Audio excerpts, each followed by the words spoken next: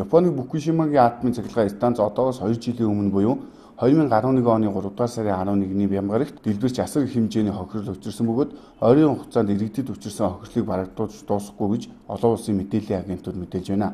Тэгвэл яг одоо цөмийн технологи ураны олборлолтыг эсэргүүцэн Сүхбаатарын талбайд чагсаалт хийж байгаа юм а. Тэд дэлхийд даяар эсэргүүцэж байгаа цөмийн олборлолтыг зогсоож уран олборлох ашиглалтын 2 лицензийг хүчингүй болгохыг эрх баригчтай шаардж байна. Энэ уран чинь өөрөө байгальтай байхтай ямар ч хоргүй. Ингээд хөдөлгөөд үйлдвэрлээд ирэхээр энэ чинь хаягдл хүртэл ордог болоо явж байгаа байхгүй. Ийм учраас уран олборлохыг зогсгоё. Өнөөдөр 2 ашиглалтын лиценз байна. Тэд олборлолтоо туршилтаар гэсэн хийж л байна. Хайгуулын лицензүүд 92 лиценз одоо хүчинтэй байна. Энэ бүгд юу гэхээр хайгуулын хугацаанд бас туршилтын олборлолт хийж байна. Энэ бүгд чинь тодорхой хэмжээр хөнөөлөө учруулад байна. Тэгэхээр эд олборлолтын хувьд ямар хор хөнөөлөө учруулах нь ойлгомжтой. Тийм учраас энэ уран олборлолтыг зогсоох хэрэгтэй. Ард түмнэр хэлцүүлээ. Ард түмэн уран олборлыг гэвэл хамаагүй олборлоё. Гэтэл ард түмэн олборлохгүй гэж хэлэх юм бол олборлохоо болиё.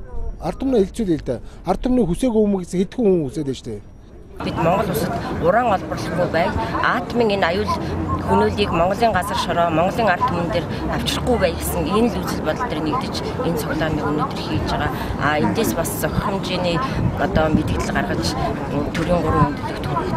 Монголд ураны олборлолтод хяналт байтугай зүгээр нүүрс алтны болон бусад ашигт малтмлын лицензийн ашиглалтанд тийм ээ тэр олборлолтод хяналт тавьж чадахгүй байгаа. Энэ үед уран дээр бүү ярэ бүр ерөөсөө уран олборлож болохгүй.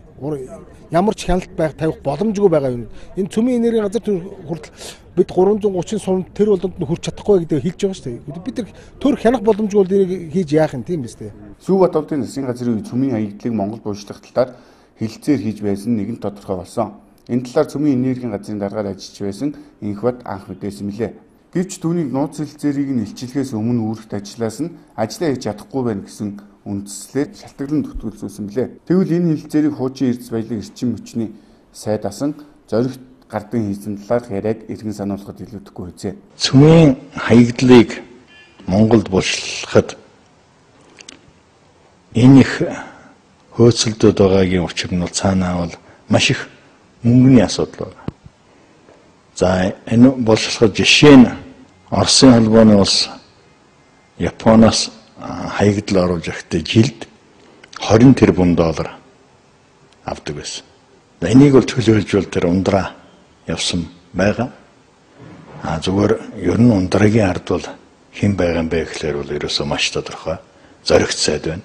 Зоригт сайдын ард хэн байдаг вэ гэдгийг бол бүх ард түмэн мэддэг. Энэ ерөнхий сайд байгаа. Мэдээж одоо цөмийн хаягдлыг Монгол буучлах асуудал байхгүй гэж ерөнхийлөгч болон засгийн газрын тэргүүн мэдэгдэж байгаа. Тиймээс нууц хэлэлцээрийг зогсоосон хэсэг талаар эргэлзээтэй байгаа юм. Харин иргэд уран олборлолтыг зогсохгүй цөмийн энергийн газрыг татан буулгахыг санал болгож байна. Олон сая хүний эрүүл мэнд, амь насыг хөнөөж болзошгүй энэ асуудлыг эсэргүүцэн Фукушимагийн атомын цахилгаан станцд дэлбэрсэн энэ өдөр иргэд ийхүү эсэргүүцлийн цуглаан зохион байгууллаа.